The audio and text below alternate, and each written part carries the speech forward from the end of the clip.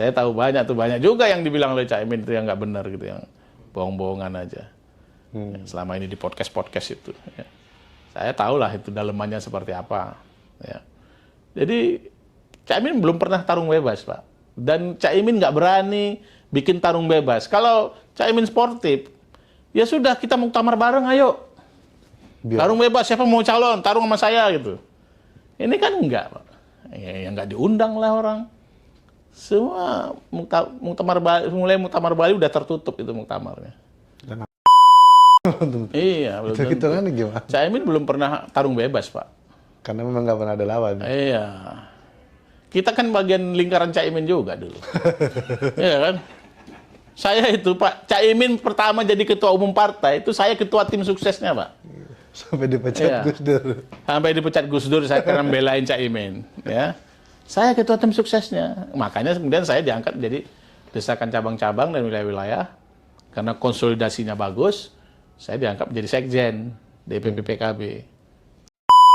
Yahya ini kan, maksudnya hubungan yang kurang baik antara PKB dengan PBNU ini kan ketika saat pas Gus Yahya terpilih sebagai ketum PBNU, sudah jelas-jelas dia mengatakan bahwa membatasi dari partai politik waktu itu yang dianggap kan PKB kan gitu, sebagai cawe-cawe PKB.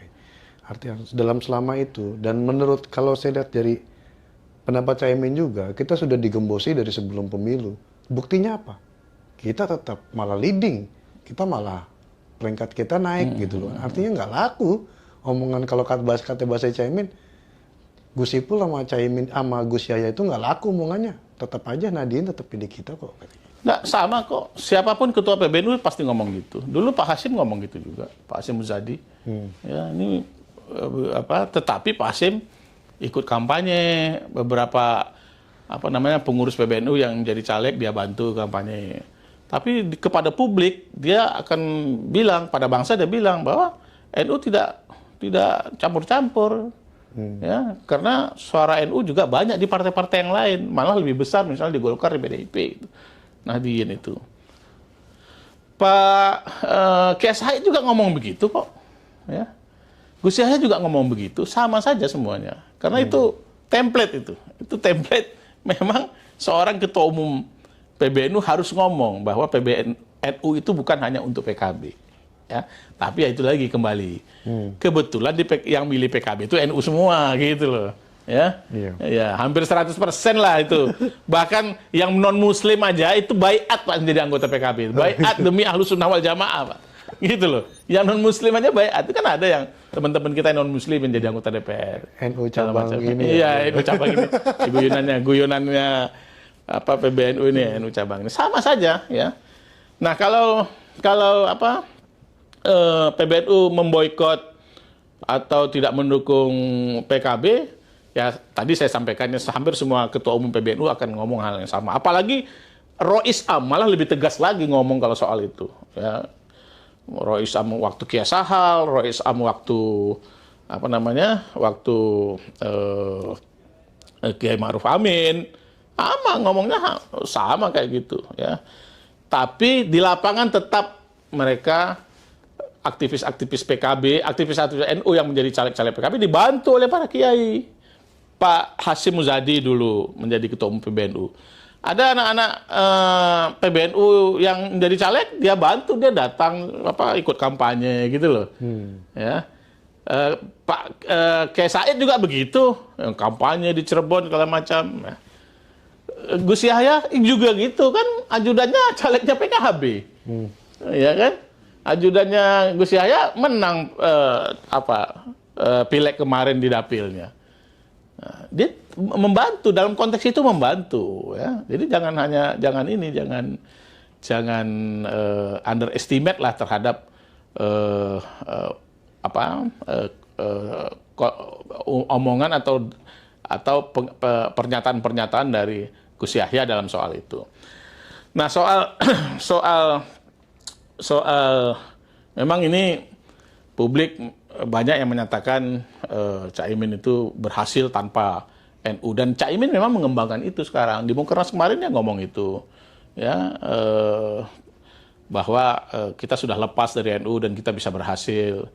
Kalau saya sih melihat ya, PKB itu dari dulu targetnya 100 kursi, Pak.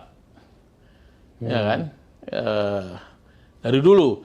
Pemilu 2024 kemarin, itu juga targetnya 100 kursi. Dapatnya 85. Ya. Dulu waktu PKB dapat 58 juga targetnya 100 kursi, dapatnya 58. Ya, jadi nggak pernah terpenuhi target itu. Berarti selama satu ya. 20 tahun Terus yang ini kedua, nggak berhasil ya? iya, nggak pernah target nggak bisa terpenuhi 100 kursi. Padahal hitungan-hitungan para konsultan itu bisa tercapai 100 kursi itu. Jika ini gitu loh. Nah, soal pemilu 2024 PKB memang naik 10 kursi. Tapi Nasdem juga naik 10 kursi loh. Iya kan? Golkar malah naik 15 kursi loh. Jadi, menurut kita sih, kalau kita di dalam internal biasa-biasa aja, nggak ada yang berlebihan lah prestasinya gitu ya. Kenaikannya juga nggak terlalu signifikan, Bang. Ya? Kenaikan juga tidak signifikan. Kalau mau diforensik lagi, wah ini ya, kalau kita mau forensik lagi, naiknya di mana sih? Hilangnya di mana sih? Justru di basis-basis NU kita kehilangan semua. Mengalami defisit. Jawa Tengah kita hilang 5. Ya kan? Hilang 5 atau hilang berapa gitu, lupa saya. Jawa Timur kita kurang. Yeah. Ya. Nah, yang naik adalah justru basis-basisnya Anies yang kita naik. Berarti kan bukan persoal leadership kepemimpinan Caimin, tapi ini soal efek ekor jas. Jadi jangan kepedean juga. Ya, jangan kepedean juga. Jadi kalau mau kita forensik, kita bisa tahu, Pak. Kita bisa tahu. Nah, makanya saya selalu bilang, prestasi biasa-biasa aja, karena partai juga PAN naik 5, ya kan? PKS naik 4, ya kan? PDIP Demokrat aja. Nah, PDI Demokrat aja yang defisit, gitu. Golkar naiknya malah gede banget lagi. PDIP yang turun, kan efek dari Jokowi, PDIP jadi turun. Jadi pengakuan-pengakuan gitu bagi kami sih biasa, kita bisa forensik lah gitu ya. Jauh mana sih kenaikan itu sehingga itu diakui sebagai sebuah prestasi.